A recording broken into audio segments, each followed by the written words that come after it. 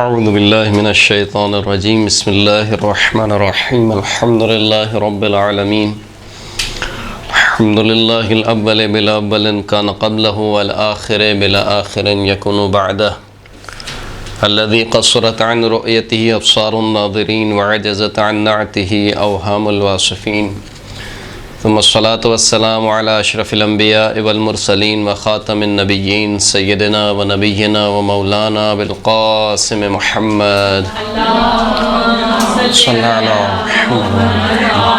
محمد وعلى آله الطيبين الطاهرين المعصومين واللعنة الدائمة على أعدائهم أجمعين أما بعد وقد قال الإمام المعصوم تفقهوا في الحلال والحرام إلا وأنتم الأعراب. خوب گفتگو ہماری چل رہی تھی وضو کے صحیح ہونے کی شرائط، اور ہم نے جو ہے وہ کتنی شرائط پڑھ لی تھی اگر یاد ہو تو؟ 7 پڑھی تھی. ترتیب سے وضو کرنا وہاں تک پڑھ لی 7 پڑھ لی تھی ہم نے. صحیح ہے، 7 شرائط جو کہ وضو کے صحیح ہونے کے لیے ضروری ہے. 8ویں شرط یہ ہے کہ وضو کے افعال کو پے در پے انجام دے، ایک کے بعد ایک وضو کے افعال کو انجام دے. اگر افعال کے درمیان اتنا گیپ دے کہ عرفاً یہ نہ کہا جائے کہ یہ پے در پے انجام دیے گئے ہیں تو کیا ہوگا؟ وضو باطل ہو جائے گا. اگر وضو کے افعال کے درمیان اتنا فاصلہ ہو جائے کہ عرف عام میں پے در پے دھونا نہ کہلائے، عرف عام میں یعنی عرف یہ نہ کہے کہ یہ ایک ساتھ دھوئیں، ایک کے بعد ایک دھوئیں، تو کیا ہوگا؟ وضو باطل ہو جائے گا. صحیح. مثال کے طور پر اگر کسی کچن میں 2 خاتون کھڑی ہوئی ہیں، وضو کر رہی ہیں، ایک دوسرے سے بات میں لگ گئیں، چہرہ دھویا، پھر مثال کے طور پر باتیں کیں آدھا گھنٹہ، پھر اس کے بعد ہاتھ دھوئے، پھر 10-15 منٹ اس میں نکال دیے، تو یہ عرفاً پے در پے دھونا نہیں کہلائے گا. اس سے وضو باطل ہو جائے گا، چاہے آپ کے اعضاء خشک ہوئے ہوں یا خشک نہ ہوئے ہوں. اگر عرفاً یہ کہا جائے کہ آپ نے پے در پے نہیں دھویا ہے تو آپ کا وضو کیا ہو جائے گا؟ باطل ہو جائے گا. لیکن اگر کسی شخص کو کوئی عذر پیش آ جائے، مثلا یہ کہ بھول جائے یا پانی ختم ہو جائے، مثلا کراچی کا مسئلہ ہے، تو اس صورت میں بلا فاصلہ دھونے کی شرط معتبر نہیں ہے. کوئی عذر پیش آ جائے، مثلا بھول گیا یا مثلا وضو کر رہا تھا، دیکھا چہرہ دھویا اور پانی ختم ہو گیا، تو اب یہ پے در پے دھونے کی شرط یعنی پے در پے جو کہ عرفاً پے در پے کہا جائے، یہ شرط کیا ہو گئی؟ ختم ہو گئی. اب یہ ضروری نہیں ہے کہ عرفاً پے در پے دھویا جائے اگر کوئی عذر پیش آ جائے، بلکہ وضو کرنے والا شخص جس وقت کسی عضو کو دھونا یا اس کا مسح کرنا چاہے اور اس وقت تک اس کے تمام مقامات کی تری خشک ہو چکی ہو جنہیں وہ پہلے دھو چکا ہے یا جن کا مسح کر چکا ہے، تو وضو باطل ہوگا. یعنی عذر آنے کی صورت میں کب باطل ہوگا؟ جب اس کے تمام اعضاء وضو خشک ہو جائیں، یعنی اتنا فاصلہ آ جائے کہ اس کے تمام اعضاء وضو خشک ہو جائیں. یعنی اس نے چہرہ دھویا، چہرے کے بعد الٹا ہاتھ دھویا، سیدھا ہاتھ دھویا، اب جب الٹا ہاتھ دھونے کی باری آئی، مثال کے طور پر پانی ختم ہو گیا اور لائٹ بھی چلے گئی. اب لائٹ کب آئے گی؟ مثلا 1 گھنٹے بعد آئے گی، پھر اس کے بعد پانی چڑھے گا، پھر اس کے بعد پانی آئے. اتنے میں کیا ہوا؟ سارے اس کے جو اعضاء تھے وہ خشک ہو گئے. تو جتنے اعضاء اس کے خشک ہو گئے، یعنی جیسے ہی سارے اعضاء خشک ہو جائیں گے اس کا وضو باطل ہو جائے گا. لیکن اگر جس عضو کو دھونا یا مسح کرنا ہے صرف اس سے پہلے دھوئے ہوئے یا مسح کیے ہوئے عضو کی تری خشک ہو گئی ہو تو پھر وضو باطل نہیں ہوگا. یعنی کیا مطلب؟ یعنی آپ نے چہرہ دھویا، اس کے بعد سیدھا ہاتھ دھویا، اب الٹا ہاتھ دھونے کی باری آئی تو آپ کو کوئی عذر پیش آ گیا، پانی ختم ہو گیا جو بھی، پھر اس کے بعد جب دوبارہ پانی آیا تو آپ کا جو سیدھا ہاتھ تھا جو آپ نے الٹے ہاتھ سے پہلے دھویا تھا وہ تو خشک ہو گیا، لیکن چہرے پر تری باقی ہے، تو اس صورت میں وضو باطل نہیں ہوگا. وہ وہیں سے کنٹینیو کرے گا، یعنی الٹا ہاتھ دھوئے گا اور پھر اس کے بعد کیونکہ اب سیدھے ہاتھ میں تری نہیں ہے تو کہاں سے لے گا تری؟ چہرے سے، داڑھی سے لے گا، اس سے مسح کرے گا، اور پھر الٹے ہاتھ پہ تری باقی ہے اس سے الٹے پیر کا مسح کر لے گا. سمجھ میں آئی یہ والا مسئلہ؟ موالات، اس کو کیا بولتے ہیں؟ موالات، یعنی پے در پے انجام دینا. یہ مسئلہ پے در پے انجام دینا ایک تو موالات، ایک عرفی مسئلہ ہے. یعنی عرف میں یہ کہا جائے کہ اس شخص نے اس عمل کو پے در پے ایک کے بعد ایک عمل انجام دیا ہے، صحیح ہے. اس کے علاوہ بھی اور کئی موارد میں جہاں پر موالات کی شرط آتی ہے وہاں تقریباً عرفی موالات مراد ہوتے ہیں. عرفی موالات سے مراد کیا ہے؟ یعنی عرف یہ کہے کہ ہاں اس نے پے در پے انجام دیا ہے. مثال کے طور پر کہا کہ طواف اور نماز، یعنی طواف اور طواف کی نماز، ان دونوں کے درمیان فاصلہ نہیں ہونا چاہیے. جیسے ہی آپ نے طواف ختم کیا اس کے بعد آپ کو مقام ابراہیم کے پیچھے کیا پڑھنی ہے؟ نماز پڑھنی ہے. ان دونوں کے درمیان اب کہا کہ یہ بالکل یعنی 1 سیکنڈ کا بھی فاصلہ نہیں ہونا چاہیے. کہا نہیں 1 سیکنڈ مراد نہیں ہے، بلکہ عرفی طور پر یہ کہا جائے کہ آپ نے طواف کے فوراً بعد کیا کی ہے؟ نماز. اگر کوئی شخص وضو کے افعال بلا فاصلہ انجام دے لیکن گرم ہوا یا بدن کی زیادہ حرارت یا کسی اور ایسی وجہ سے پہلی جگہوں کی طریق خشک ہو جائے تو اس کا وضو صحیح ہے. صحیح ہے. مثال کے طور پر بیابان میں کسی صحرا میں وضو کر رہا ہے اور بہت زیادہ گرمی ہے، جیسے اس نے مثال کے طور پر چہرہ دھونے کے بعد سیدھا ہاتھ دھویا، چہرہ خشک ہو گیا، پھر اس کے بعد الٹا ہاتھ دھویا تو سیدھا ہاتھ خشک ہو گیا، تو اس میں کوئی مسئلہ نہیں ہے، اس کا وضو کیا ہے؟ صحیح ہے.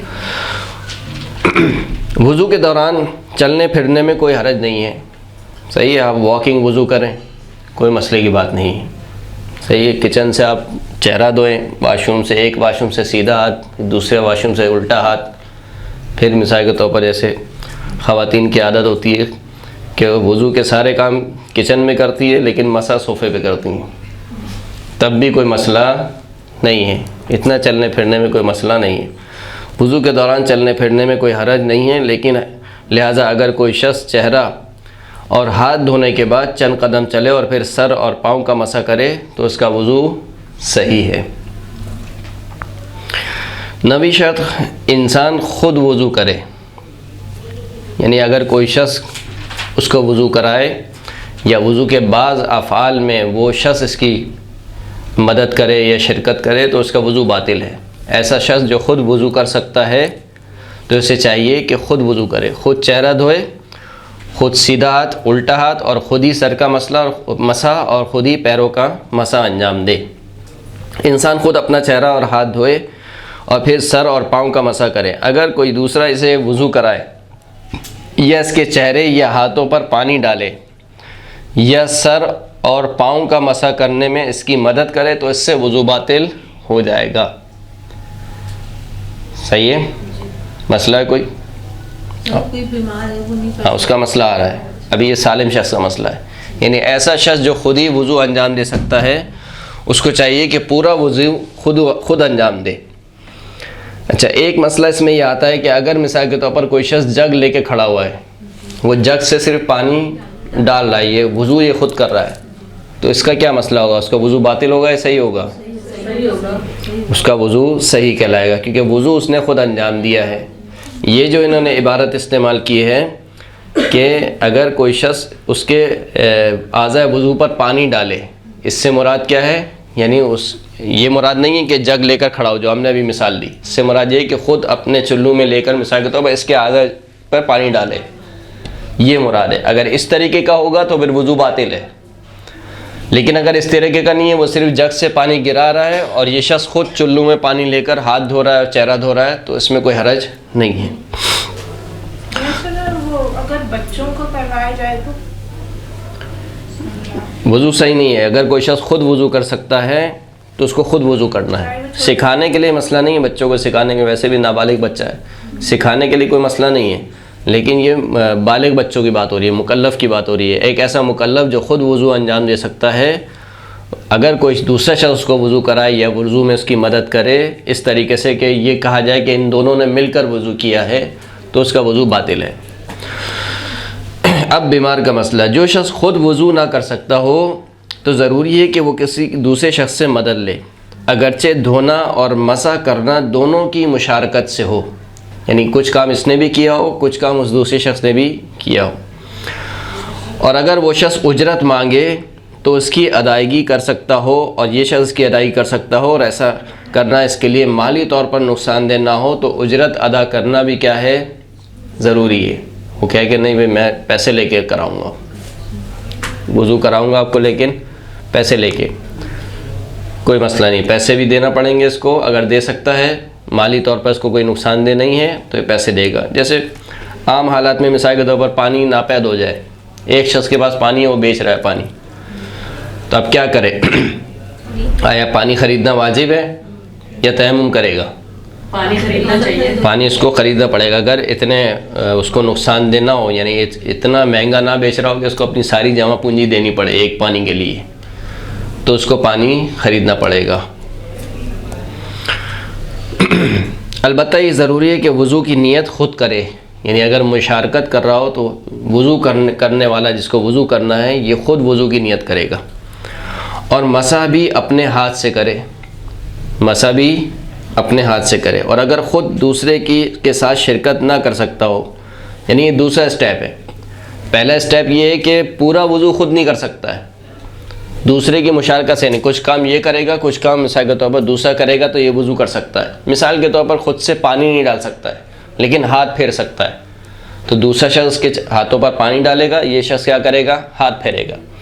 یا مثال کے طور پر چہرہ نہیں دھو سکتا ہے لیکن دونوں ہاتھ یہ خود دھو سکتا ہے، تو دوسرا شخص کا چہرہ دھلائے گا اور یہ شخص خود اپنے ہاتھ دھوئے گا. صحیح ہے؟ یہ پہلا اسٹیپ ہے کہ دونوں کی شرکت سے وضو انجام پا رہا ہے. دوسرا اسٹیپ ہے کہ یہ شریک ہی نہیں ہو سکتا ہے، یعنی خدا نہ خواستہ مثال کے طور پر خداوند کریم آپ سب کو صحت و عافیت عطا کرے، اگر کوئی ایسا شخص ہے جو بالکل پیرالائز ہے، کر ہی نہیں سکتا ہے، یعنی ہلا ہی نہیں سکتا ہے، نہ اپنا ہاتھ ہلا سکتا ہے، نہ اپنا چہرہ ہلا سکتا ہے، کچھ نہیں ہلا سکتا، تو پھر ایسی صورت میں کیا ہوگا؟ دوسرا شخص اس کو وضو کرائے گا. دوسرا شخص کے چہرے پر پانی ڈالے گا، دوسرے شخص کے ہاتھ پر پانی ڈالے گا، سیدھے ہاتھ پر، الٹے ہاتھ پر. ایسی صورت میں دونوں وضو کی نیت کریں گے. یہ شخص بھی وضو کی نیت کرے گا جس کو وضو کرنا ہے، اور جو اس کی مدد کر رہا ہے وہ بھی وضو کی نیت کرے گا. اگر خود دوسرے کے ساتھ شرکت نہ کر سکتا ہو تو ضروری ہے کہ کسی دوسرے شخص سے مدد لے جو اسے وضو کروائے. اور اس صورت میں احتیاط واجب یہ ہے کہ دونوں وضو کی نیت کریں گے. احتیاط واجب کی بنا پر وضو کی نیت دونوں کریں. اور اگر ممکن ہو تو ضروری ہے کہ اس کا نائب اس کا ہاتھ پکڑ کر اس کے مسح کی جگہوں پر پھیرے. اگر یہ کام ممکن ہو، جو شخص وضو کروا رہا ہے یا وضو مکمل ہو جائے تو اسی کا ہاتھ پکڑے اور مسح کی جگہ پر پھیرے، یعنی سر پر اور پیروں پر. لیکن اگر خدا نخواستہ ایسا پیرالائز ہے کہ بالکل ہل ہی نہیں سکتا ہے، ہاتھ بھی نہیں ہلا سکتا ہے، تو پھر وہ کیا کرے گا؟ اس کے ہاتھوں سے تری لے گا، یعنی جب وضو ختم ہو جائے گا، الٹا ہاتھ دھل گیا، پھر اس کے بعد وہ اس کی ہاتھوں کی تری لے گا. جو شخص وضو کرا رہا ہے وہ اس کے ہاتھوں کی تری لے گا. جی وہ دوسرا پانی نہیں لیتا، نہیں، اسی کے ہاتھوں کی تری لے گا اور پھر اس کے سر پر پھیرے گا اور اس کے پاؤں پر پھیرے گا. اور اگر ممکن ہو تو ضروری ہے کہ اس کا نائب اس کا ہاتھ پکڑ کر اس کے مسح کی جگہوں پر پھیرے. اور اگر یہ بھی ممکن نہ ہو تو ضروری ہے کہ نائب اس کے ہاتھ سے تری حاصل کرے اور اس تری سے اس کے سر اور پاؤں کا مسح کرے. صحیح. اسٹیپ وائز کتنے اسٹیپ ہو گئے؟ تقریباً 3 اسٹیپ ہو گئے اس مسئلے کے. اس مسئلے کے کتنے اسٹیپ ہو گئے؟ 3. پہلا اسٹیپ یہ ہے کہ پورا وضو خود نہیں کر سکتا ہے مگر یہ کہ شریک ہو سکتا ہے. صحیح. اس صورت میں وضو بھی کی نیت بھی خود کرے گا اور مسح بھی خود کرے گا، دوسرا شخص کو مسح نہیں کرائے گا. دوسرا اسٹیپ یہ ہے کہ بالکل شریک ہی نہیں ہو سکتا ہے، یعنی خود سے کچھ انجام نہیں دے سکتا ہے، تو اس صورت میں دوسرا شخص اس کو وضو کروائے گا اور احتیاط واجب کی بنا پر دونوں وضو کی نیت کریں گے. اور پھر کیا ہوگا؟ مسح کی جب باری آئے گی تو وہ شخص اس کا ہاتھ پکڑ کر اس کے مسح کی جگہوں پر پھیرے گا. یہ دوسرا اسٹیپ ہے. تیسرا اسٹیپ یہ ہے کہ بالکل ہی ہل نہیں سکتا، یعنی مسح بھی خود انجام نہیں دے سکتا ہے، تو پھر کیا ہے؟ وہ شخص اس کے ہاتھ سے تری لے گا اور اس کے سر اور پاؤں پر پھیرے گا، مسح کرے گا. سر تری 2 دفعہ لے سکتے ہو؟ 2 دفعہ مطلب؟ مینس کہ جیسے اگر کوئی دوسرا بندہ کروا رہا ہے گا کسی کو وضو، تو سر جیسے ہم دوسرے کے ہاتھ سے تری لے کر اور پھر کروائیں گے سر کا مسح، تو وہ تو ہاتھ کی تری ختم ہو جائے گی، پھر دوبارہ. ہاں، تو اسی کے ہاتھ سے لے سکتا ہے، اسی کے ہاتھ سے.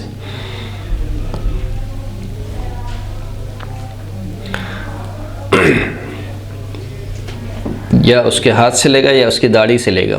دوسرا کیس یہ تھا کہ اس پیشنٹ کے ہاتھ میں تری ہے وہ وہاں تک پہنچ جائے، اور تیسرا کیس یہ تھا کہ وہ ہاتھ اس قابل نہیں کہ مسح تک پہنچے، تو پھر وہ جو کروانے والا ان کے ہاتھ سے تری لے کے پھر کروائے. ایسا ہی تھا. تری کا مسئلہ نہیں ہے، یعنی وہ جو شخص ہے گا وہ اپنا ہاتھ اٹھا سکتا ہے، یعنی ہاتھ اگر کوئی دوسرا شخص اس کا ہاتھ پھیروائے تو یہ کام ممکن ہے، تو وہ دوسرا شخص کا ہاتھ اٹھا کے جیسے بھی اس کے سر اور اس کے پاؤں پر مسح کروائے گا.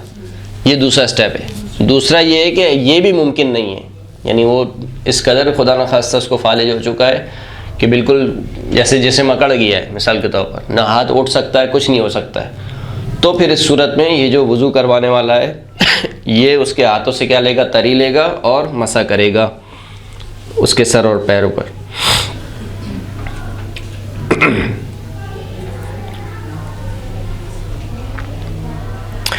وضو کے جو افعال بھی انسان بذات خود انجام دے سکتا ہو، ضروری ہے کہ انہیں انجام دینے کے لیے دوسروں کی مدد نہ لے۔ جو کام خود کر سکتا ہے وہ خود کرے گا، جو نہیں کر سکتا اس کے لیے دوسرے کی مدد لے گا۔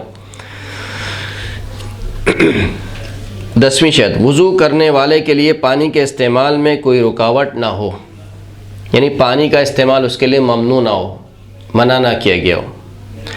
جس شخص کو خوف ہو کہ وضو کرنے سے بیمار ہو جائے گا یا اس پانی سے وضو کرے گا تو پیاسا رہ جائے گا تو اس کا فریضہ وضو نہیں ہے، اور اگر اسے علم نہ ہو کہ وضو اس کے لیے مضر ہے اور وہ وضو کر لے جبکہ وضو کرنا اس کے لیے واقعتاً نقصان دہ تھا تو اس کا وضو باطل ہے۔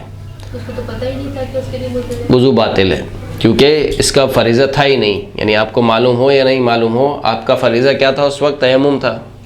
اگر آپ کے لیے پانی نقصان دہ، معلوم ہے کہ اگر میں پانی استعمال کروں گا تو شدید بیمار پڑ جاؤں گا، یہ جو بیماری مجھے ہے وہ مزید کیا ہو جائے گی؟ بڑھ جائے گی مثال کے طور پر، اور پھر وہ وضو کر لے اور بعد میں ایسا ہی نکلے، یعنی واقعتاً اس کی وہ بیمار پڑ جائے یا اس کی بیماری بڑھ جائے تو اس کا وضو باطل ہے۔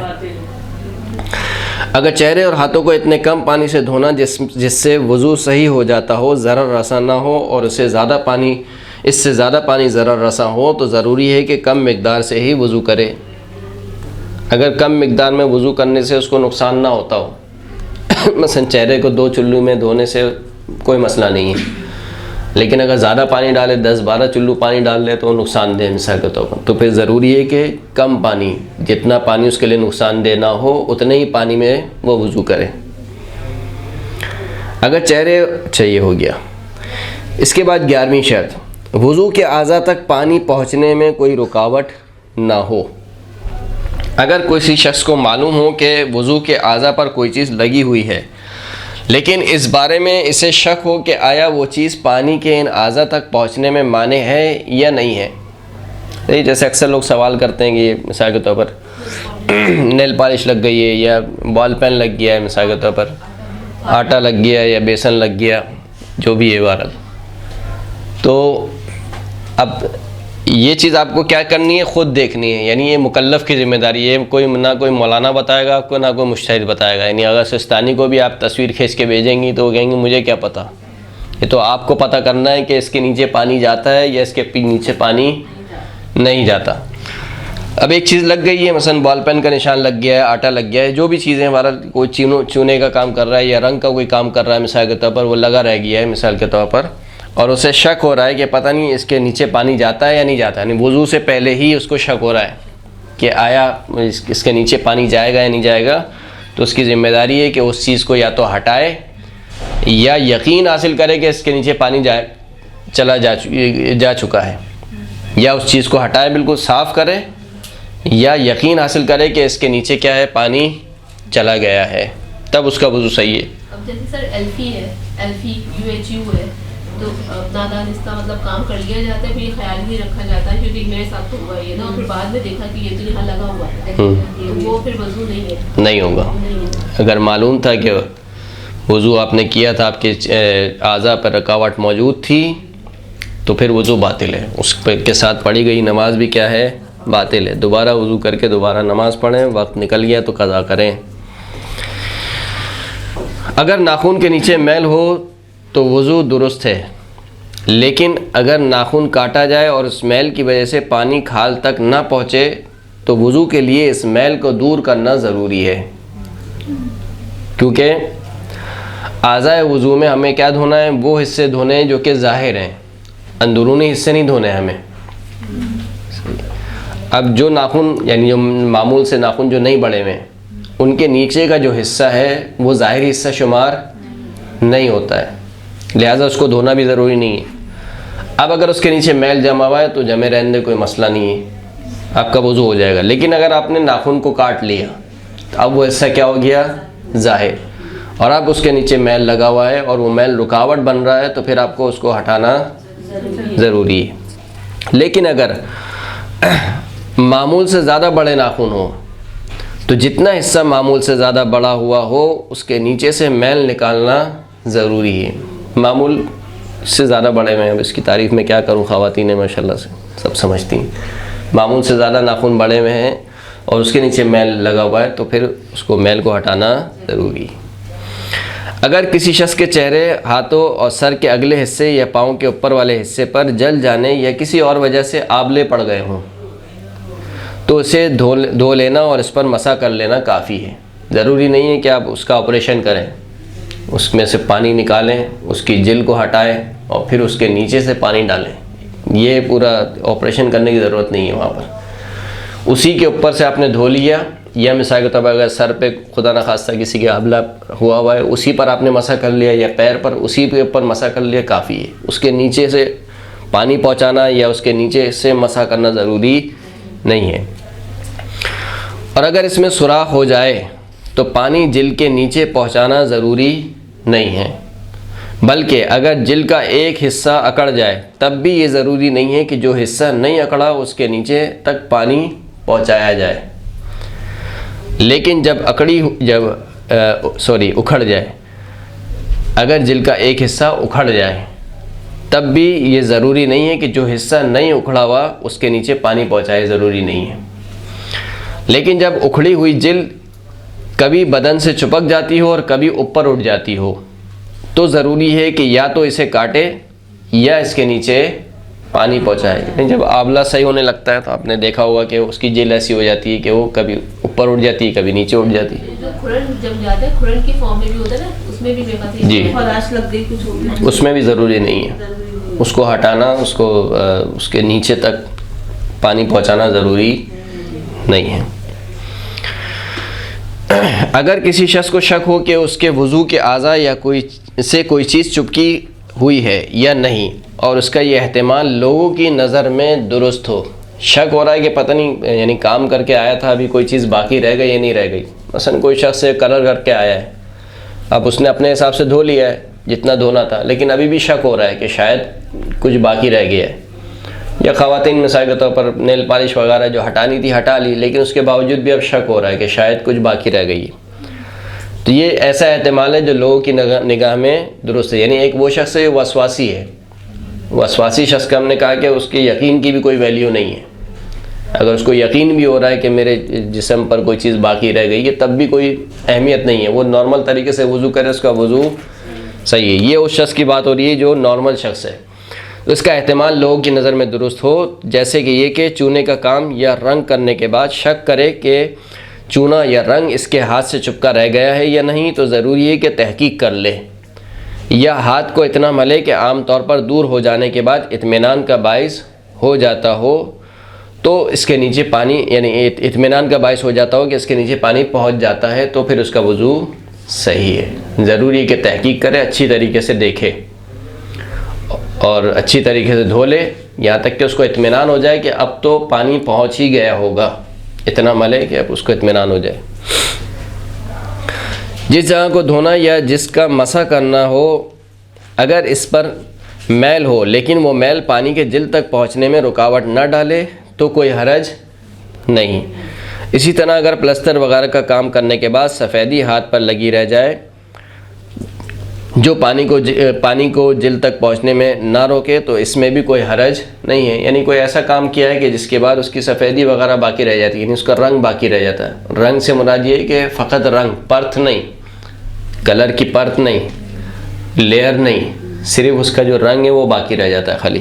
سر آج کل جو مہندی بھی آ رہی ہے اس کو بھی تھوڑا ڈسکس اس لیے کرنا ضروری ہے، آج کل کے معاملات ہیں تو نا پرس پوری نکلتی ہے، صحیح، تو اس میں وضو نہیں ہے، وہ جی مانے ہے، بالکل۔ ضروری ہے بتانا۔ مہندی کی اگر پرت جمتی ہے اور وہ مانے ہو، یہ بھی آپ کو دیکھنا ہے کہ مانے ہے یا نہیں ہے، ہمیں نہیں پتہ ہے۔ تو سر مانے تو ہے پوری لیئر نہیں کرتی، صرف لیئر کا ہونا ضروری نہیں ہے۔ یعنی ایک ایسی چیز، مثال کے طور پر آٹا لگا ہوا ہے میرے ہاتھ پہ لیکن مجھے معلوم ہے پانی اس کے نیچے چلا جاتا ہے تو ہٹانا ضروری نہیں ہے۔ آٹا ڈرائی ہوا ہوتا ہے، نہیں جاتا پانی اندر۔ میں وہی کہہ رہا ہوں، اگر نہیں جاتا ہے تو ہٹانا ضروری ہے. لیکن اگر چلے جاتا ہے, کوئی شخص کہے کہ نہیں میری تحقیق چلے جاتا ہے, تو آپ اس سے لڑ تو نہیں سکتے ہیں. وہ تو پھر اپنی ہاں وہی میں کہہ رہا ہوں, اگر وہ شخص اس شخص کو اطمینان ہے کہ ہاں اس کے نیچے پانی چلا جاتا ہے, اس شخص کو خود اس شخص کو اطمینان ہے کہ اس کے نیچے پانی چلا جاتا ہے, تو اس کے لیے ہٹانا ضروری نہیں ہے.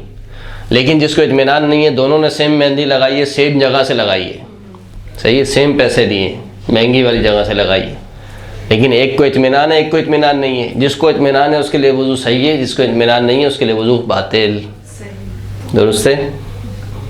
مہندی نہ لگائے یا وضو نہ کرے, اطمینان حاصل کریں.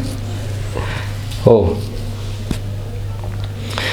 جس کو سیٹسفیکشن ہو رہی ہے وہ کر. دیکھیں بعض فقہی احکام اسی طریقے سے ہوتے ہیں. بعض فقہی مثلا چاند کا مسئلہ ہے, ایک شخص کو اطمینان ہے کہ ہاں چاند ہو گیا ہے تو صحیح ہے, وہ اگلے دن عید منائے گا. جس کو اطمینان نہیں ہے وہ کیا کرے گا, وہ روزہ رکھے گا. اب آپ کہیں کہ باپ مثال کے طور پر رمضان منا رہا ہے, بیٹا عید منا رہا ہے, تو اس میں کوئی مسئلے کی بات نہیں ہے, کوئی ٹینشن کی بات نہیں ہے, کیونکہ ہر شخص اپنے وظیفے پر عمل کر رہا ہے. جو اس شخص کا وظیفہ بنتا ہے, میرا وظیفہ اس وقت یہ بنتا ہے, آپ کا وظیفہ اس وقت کچھ اور بنتا ہے. درست ہے. تو جس کو اطمینان ہے کہ ہاں اس کے نیچے بھی پانی چلا جاتا ہے تو اس کے لیے مثال کے طور پر ہٹانا ضروری نہیں ہے. لیکن جس کو اطمینان نہیں ہے وہ کیا کرے گا, اس کو ہٹائے گا, ہٹا کے وضو کرے گا. خو لیکن اگر شک ہو کہ ان چیزوں کی موجودگی پانی کے جلد تک پہنچنے میں مانع ہے یا نہیں, تو انہیں دور کرنا ضروری ہے. شک کی صورت میں بھی یہی ہے, یا اطمینان ہو یا یقین ہو. لیکن شک ہو رہا ہے, کسی نے مہندی لگا لی مثال کے طور پر, ایک کو اطمینان ہے کہ نہیں پہنچ رہا ہے, ایک کو شک ہے کہ نہیں پہنچ رہا ہے, دونوں کا وظیفہ سیم ہے, دونوں اس کو ہٹائیں گے پھر وضو کریں گے یا اس کے نیچے پانی پہنچائیں گے. اگر کوئی شخص وضو کرنے سے پہلے جانتا ہو کہ وضو کے بعض اعضاء پر ایسی چیز موجود ہے کہ جو ان تک پانی پہنچنے میں مانع ہے, اور وضو کے بعد شک کرے کہ وضو کرتے وقت ان اعضاء تک پانی پہنچایا یا نہیں, تو اس کا وضو صحیح ہے. یہ کون سی اصل ہے, ہم نے پچھلے درس میں پڑھی تھی, کون سی اصل ہے اگر کوئی بتا سکے تو. اگر ایک شخص کو معلوم تھا کہ وضو کرنے سے پہلے میرے اعضاء پر ایک ایسی چیز لگی ہوئی ہے جو پانی پہنچنے میں کیا ہے, رکاوٹ ہے, وضو صحیح ہے لیکن اس جگہ کو پاک کر لے, لیکن جو ہے وہ نجس نہیں ہے, پاک ہے, لیکن وضو کے بعد اس کو شک ہو رہا ہے کہ میں نے ہٹا لیا تھا نہیں ہٹایا تھا, یا اس کے نیچے پانی پہنچایا تھا نہیں پہنچایا تھا. وضو کرنے کے بعد شک ہو رہا ہے, وضو کرنے سے پہلے نہیں, جو تھا وضو کرنے کے بعد شک ہو رہا ہے اس کو. پہلے والے جو ہم نے مسئلے پڑھے ہیں وہ سارے وضو کرنے سے پہلے کے مسئلے ہیں. وضو تو ہو گیا نا سیٹسفیکشن کے ساتھ, تو نہیں, شک ہو رہا ہے, اسے شک ہے کہ آیا میں نے جو ہے وہ ہٹایا تھا یا نہیں ہٹایا تھا. تو سر وہ تو اس کی ہم نے اصل پڑھی تھی اصالت الصحہ. اصالت الصحہ کا کیا مطلب ہے کہ اگر کسی شخص کو اپنے ایک عمل اس نے انجام دیا ہو اور اس کو شک ہو رہا ہو کہ میں نے یہ عمل صحیح انجام دیا یا غلط انجام دیا ہے, تو کیا سمجھے گا, صحیح انجام دیا ہے. صحیح, یعنی ایک شخص مثال کے طور پر عمرہ کر کے آ گیا, اب اسے یہاں پہ آ کے شک ہو رہا ہے کہ پتہ نہیں صحیح کے 7 چکر لگائے تھے یا 6 چکر لگائے تھے, یہ طواف پورا کیا تھا یا نہیں کیا تھا. صحیح, یہ عمرے کی باتیں میں اس وجہ سے کر رہا ہوں کہ مجھے جانا ہے عمرے پہ. صحیح ہے, تو اسی وجہ سے وہ سارے مسائل گھوم پھر کے وہی چل رہے ابھی دماغ میں. یا کوئی بھی اور مثال کے طور پر ماہ رمضان میں مثال کے طور پر ہو گیا, آپ کو شک ہو رہا ہے کہ پتہ نہیں میں نے صحیح روزے رکھے تھے پچھلے سال یا غلط رکھے تھے, صحیح ٹائم پہ سحری کی تھی یا غلط ٹائم پہ کی تھی. صحیح, یہ سب صحیح شمار کرے گا وہ. جتنے بھی اعمال ہیں, اعمال انجام دینے کے بعد اگر انسان اس کے صحیح ہونے میں شک کرے تو وہ کیا سمجھے گا کہ اس نے عمل صحیح انجام دیا ہے. یہی مسئلہ یہاں پر بھی ہے. اب ایک وضو اس نے انجام دے لیا ہے, وضو سے پہلے اس کو معلوم تھا کہ کوئی چیز لگی ہوئی ہے, وضو کے بعد اس کو شک ہو رہا ہے کہ آیا وہ چیز نے ہٹائی یا نہیں ہٹائی, یا اس کے نیچے پانی پہنچا یا نہیں پہنچا. یعنی کیا مطلب, یعنی وضو کے صحیح ہونے کے بارے میں اس کو شک ہو رہا ہے. تو وضو انجام دے چکا ہے, لہٰذا اس کا وضو کیا ہے, صحیح ہے. ایک صلوات پڑھیں محمد و آل محمد, صلی اللہ علی محمد و آل محمد عجل فرجہ. اگر وضو کے بعض اعضاء میں سے کوئی ایسی رکاوٹ ہو جس کے نیچے پانی کبھی تو خود بخود چلا جاتا ہو اور کبھی نہ پہنچتا ہو, اور انسان وضو کے بعد شک کرے کہ پانی اس کے نیچے پہنچا یا نہیں، جبکہ وہ جانتا ہو کہ وضو کے وقت وہ اس رکاوٹ کے نیچے پانی پہنچنے کی جانب متوجہ نہیں تھا، تو احتیاط مستحب یہ ہے کہ دوبارہ وضو کرے۔ احتیاط مستحب ہے۔ احتیاط مستحب پر کیا کرنا ہوتا ہے؟ عمل کرنا عمل نہ کریں، جی تو مسئلہ نہیں ہے، مستحب ہے اور کرنے تو اچھا ہے۔ اس احتیاط کی رعایت کرنا ضروری نہیں ہے، یعنی کیونکہ یہاں پر قاعدہ وہی ہے جو ہم نے اوپر پڑھا کہ اوپر بھی اس کو کیا عمل انجام دینے کے بعد شک ہو رہا تھا کہ میں نے صحیح کیا ہے نہیں کیا ہے، سیم وہی مسئلہ ہے کہ میں نے عمل ایک انجام دے دیا، اب اس کے بعد مجھے شک ہو رہا ہے کہ صحیح ہوا یا نہیں ہوا، تو اصل تو یہی ہے کہ اس کا عمل کیا ہے، صحیح ہے، لیکن کہہ رہے ہیں کہ احتیاط مستحب یہ ہے کہ دوبارہ وضو کر لیں، یعنی اگر وہ وضو نہ بھی کرے تب بھی اس وضو کے ساتھ نماز پڑھ سکتا ہے، نماز پڑھ سکتا ہے، قرآن پڑھ سکتا ہے، جتنے بھی کام جس کے لیے طہارت شرط ہے وہ انجام دے سکتا ہے۔ اگر کوئی شخص وضو کرنے کے بعد کے اعضاء پر کوئی ایسی چیز دیکھے جو پانی کے بدن تک پہنچنے میں مانع ہو اور اسے یہ معلوم نہ ہو کہ وضو کے وقت یہ چیز موجود تھی یا بعد میں پیدا ہوئی، تو اس کا وضو صحیح ہے۔ وضو کرنے کے بعد اعضاء وضو پر کوئی رکاوٹ دیکھے، یہ سارے مسئلے اب کیا چل رہے ہیں، وضو کرنے کے بعد کے چل رہے ہیں، پہلے جو مسئلے چل رہے ہیں سارے وضو سے پہلے کے تھے، اب یہ مسئلہ وضو کرنے کے بعد وہ دیکھ رہا ہے کہ کوئی چیز اعضاء وضو پہ لگی ہوئی ہے، اب یہ نہیں ہو رہا ہے، پتہ نہیں چل رہا ہے کہ آیا یہ دھونے سے پہلے لگی تھی یا دھونے کے بعد لگی ہے، تو اس کا وضو کیا ہے، صحیح ہے۔ اس صورت میں اس کا کبھی کبھار ایسے ہوتا ہے آٹا لگا رہ جاتا ہے، جی پھر ہمیں بعد میں نظر آتا ہے، جی جی تو یہ کس میں آئے گا؟ وہ تو پہلا والا مسئلہ ہے کہ ایک شخص کے رکاوٹ لگی ہوئی تھی، صحیح ہے، موجود تھی رکاوٹ، وہ متوجہ نہیں تھا یا جو بھی تھا بالا اس نے وضو کر لیا اور ابھی بھی اس کو معلوم ہے کہ یہ رکاوٹ ہے، وہ تو یقین کی صورت میں، شک نہیں ہے، یعنی اس کو یقین ہے کہ یہ رکاوٹ پہلے بھی موجود تھی اور ابھی بھی موجود ہے، تو اس کا وضو باطل ہے۔ ابھی جو ہم مسائل پڑھ رہے ہیں وہ کیا پڑھ رہے ہیں، شک کی صورت میں پڑھ رہے ہیں کہ ایک رکاوٹ پتہ نہیں لگی ہوئی تھی نہیں لگی ہوئی تھی، میں نے پانی پہنچا دیا تھا نہیں پہنچایا تھا، سب وضو کے بعد شک ہو رہا ہے، لیکن شک ہو رہا ہے، لیکن اگر یقین ہے کسی کو، یعنی مجھے یقین ہے کہ میں نے اس رکاوٹ کے نیچے پانی نہیں پہنچایا، چاہے وضو کے بعد ہو، تو وضو باطل ہے، وضو مجھے دوبارہ کرنا ہوگا۔ لیکن آٹا تو گیلا ہو جاتا ہے تو وہی میں کہہ رہا ہوں، اگر آپ کو اطمینان ہے کہ ہاں پہنچ گیا ہے پانی نیچے، آپ کے لیے وضو صحیح ہے، ان کو اطمینان نہیں ہو رہا ان کے لیے باطل ہے، درست؟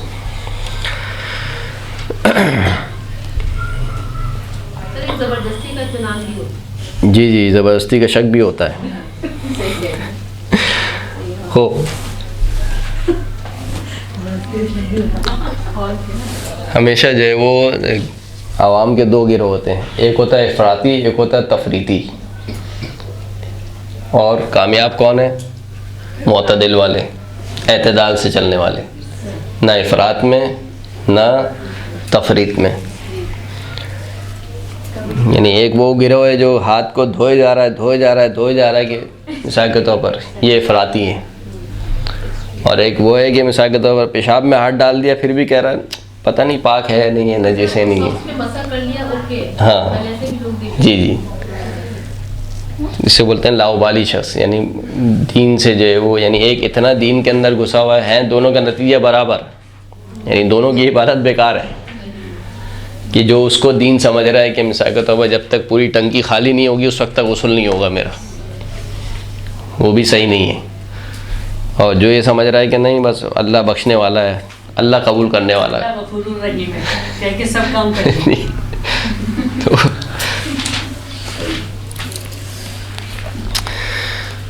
ہو سر آئل پہ بھی نہیں ہوتا نا وضو، تیل جو ہوتا ہے سر پہ مسا نہیں لگاتے ہیں ہوتا۔ جو مسا نہیں ہوتا نا، ہو جاتا ہے۔ ہو جاتا ہے۔ ٹشو سے اگر ہم اس کو تھوڑا سا مہاراج یہ جو آج کل کے جتنے تیل آ رہے ہیں یہ رکاوٹ نہیں ہے، وہ جو اصلی تیل ہوتے تھے پہلے وہ رکاوٹ ہوتے ہیں، صرف جو خضاب وغیرہ لگا لیتی ہیں خواتین، وہ صرف رنگ ہے خالی، ایک پرت اگر اس کی ہو تو پھر نہیں ہوگا، اگر صرف کلر رہ گیا اس کا خالی، پرت نہیں ہے، اور پرت بھی ایسی پرت جو کہ رکاوٹ ہو، لیکن اگر پرت بھی رہ گئی لیکن رکاوٹ نہیں ہے مثلا آٹے کی طرح جیسے آپ نے کہا کہ نیچے پانی جذب ہو جاتا ہے چلے جاتا ہے تب بھی کوئی مسئلہ نہیں ہے، لیکن اگر پرت ایسی ہے جو باقاعدہ رکاوٹ بنتی ہے تب اس کا جو ہے وہ مسئلہ ہوگا۔ خوب کہاں پہنچے ہم؟ اگر کوئی شخص وضو کرنے کے بعد وضو کے اعضاء پر کوئی ایسی چیز دیکھے جو پانی کے بدن تک پہنچنے میں مانع ہو اور اسے یہ معلوم نہ ہو کہ وضو کے وقت یہ چیز موجود تھی یا بعد میں پیدا ہوئی تو اس کا وضو کیا ہے؟ صحیح ہے۔ لیکن اگر وہ جانتا ہو کہ وضو کرتے وقت وہ اس رکاوٹ کے متوجہ نہ تھا تو احتیاط مستحب یہ ہے کہ دوبارہ وضو کر لے۔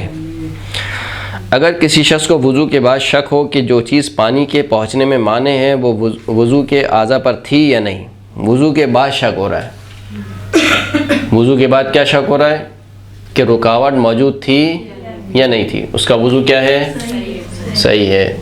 خوب، یہ اللہ اللہ کر کے ہمارے شرطیں ختم ہو گئیں۔